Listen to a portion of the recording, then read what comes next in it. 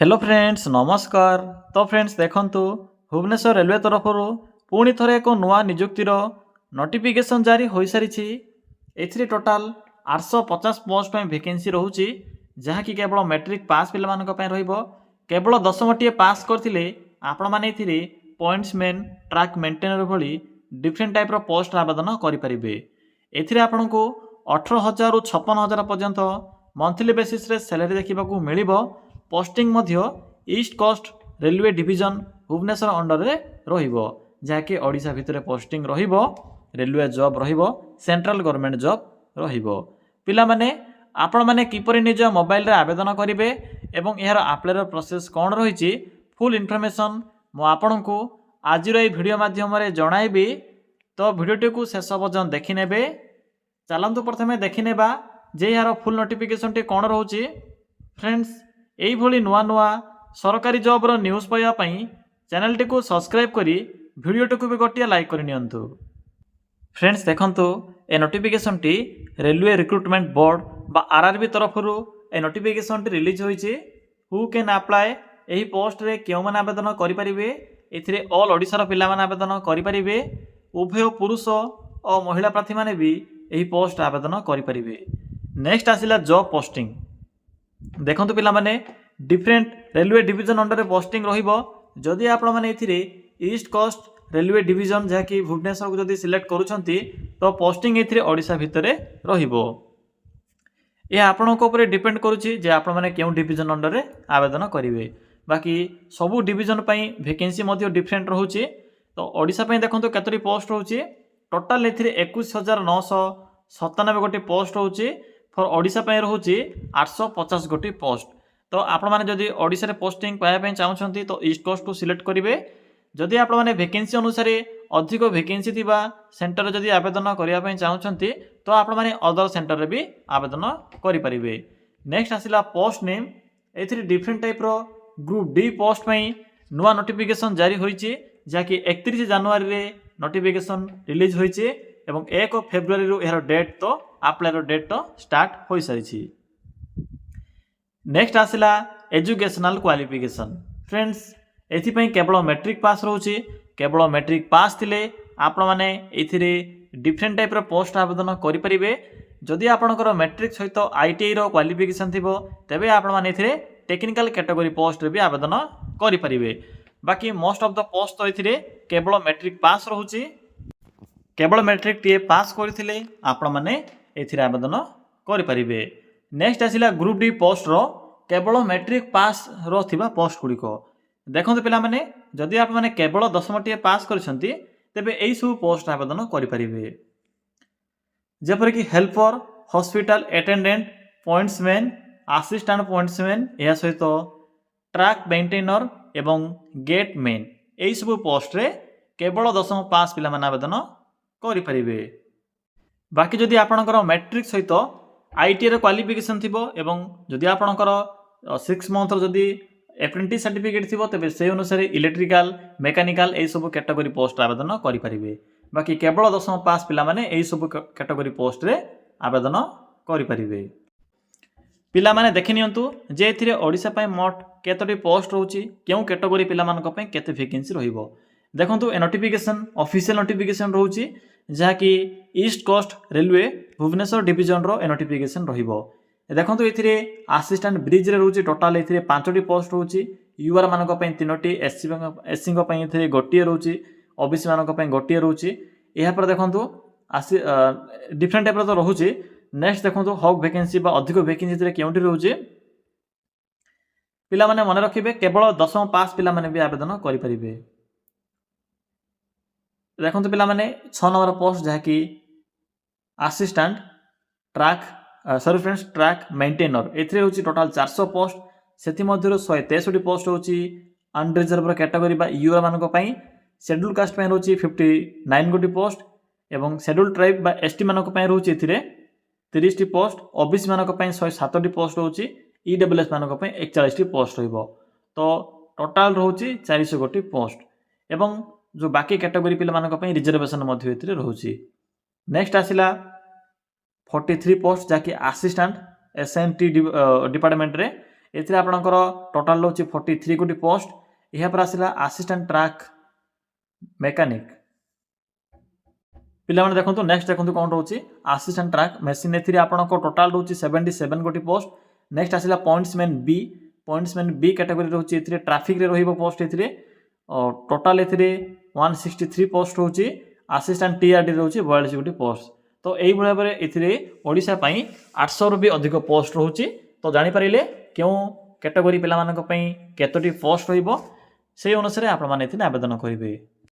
Next आसला age limit 18 होची minimum age limit एवं 30 होची एथिरे मैक्सिमम एज लिमिट। पिला माने जो 18 रु 30 होची जनरल बा साधारण वर्गर पिला मानक पई जेपर कि यूआर बा अनरिजर्व कैटेगरी या सहित इकोनॉमिकल वीकर सेक्शन बा ईडब्ल्यूएस पिला मानक पई एही एज लिमिट टी एप्लीकेबल रहिबो। बाकी जदि आपणकर ओबीसी बा अदर बैकवर्ड क्लास किबा एससी एसटी होइतिबो तेबे सेही अनुसार 3 वर्ष और 5 वर्षर एही सुविधा पाई परिबे एवं ईएसएम बा एक्स सर्विसमैन एही सब कैटेगरी रो पिला मानक पई मध्य एथिरे एज रिलैक्सेशन रहिबो।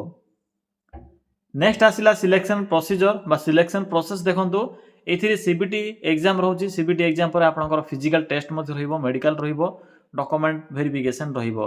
आपण माने तो प्रोसेस जानिथिबे। तो एही सब प्रोसेस रे आपण माने एथिरे सिलेक्शन पाई परिबे।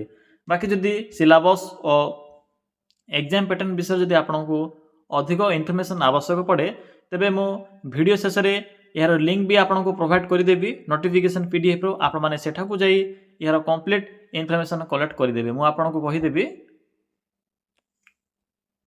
नेक्स्ट आसिला इंपोर्टेंट डॉक्यूमेंट। तो देखंतु कोन सब डॉक्यूमेंट एथिरे लिखा जाई छी।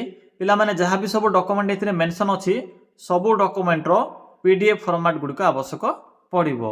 जेपर कि qualification certificate, photo, caste certificate, ID proof रे आधार कार्ड डॉक्यूमेंट लिस्ट कला। नेक्स्ट आसिला अप्लाई रो मोड जाके एप्लीकेशन मोड रहउची एथिरे ऑनलाइन मोड रहउची।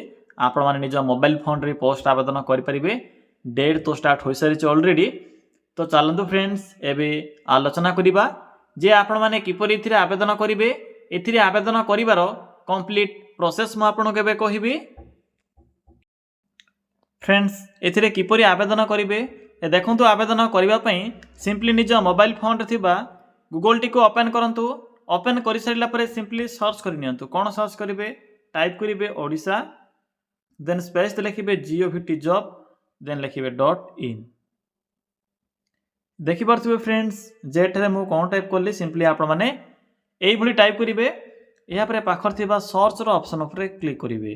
फ्रेंड्स क्लिक करि सारिला परे आपणक सम्मुखरे प्रथम पेज रे ही ओडिशा जीओवीटी जॉब रो साइट टी शो हेबो। फ्रेंड्स मु वीडियो डिस्क्रिप्शन बॉक्स रे भी एही साइट रो लिंक टी पिन करि दैछि।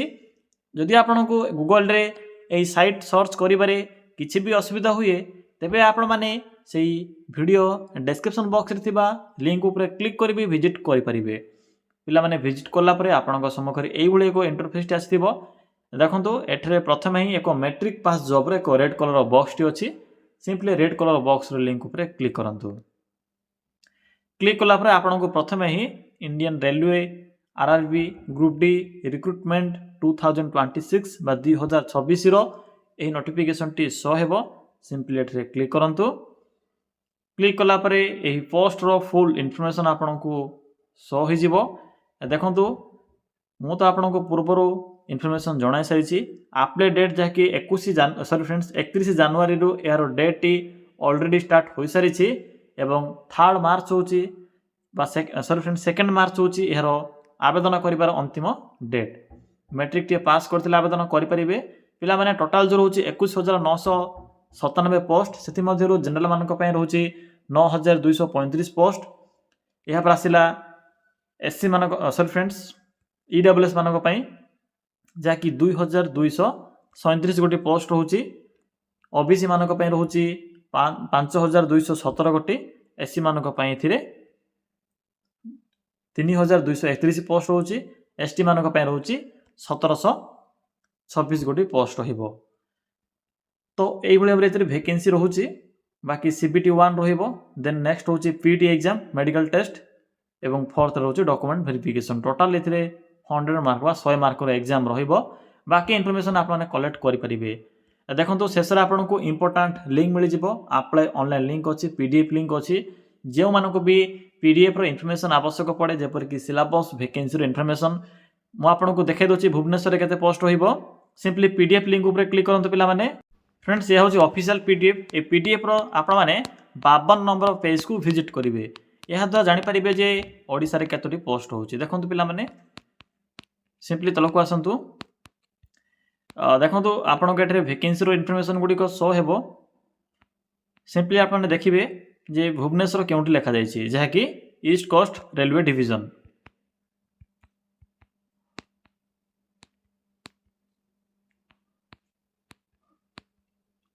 देखो पे पेज नंबर 64 आपन को ईस्ट कोस्ट रेलवे जहाँकि भुवनेश्वर वैकेंसी इनफॉरमेशन शो हेबो देखो पे असिस्टेंट ब्रिज रे रोची टोटाल एथिरे ईसीआर भुवनेश्वर रे टोटाल 5टी पोस्ट होची एवं असिस्टेंट ब्रिज एंड वैगन रे रोची टोटाल एथिरे मैकेनिकल कैटेगरी पिला मानक पे रोची एथिरे टोटाल एथिरे 48 टी पोस्ट होइबो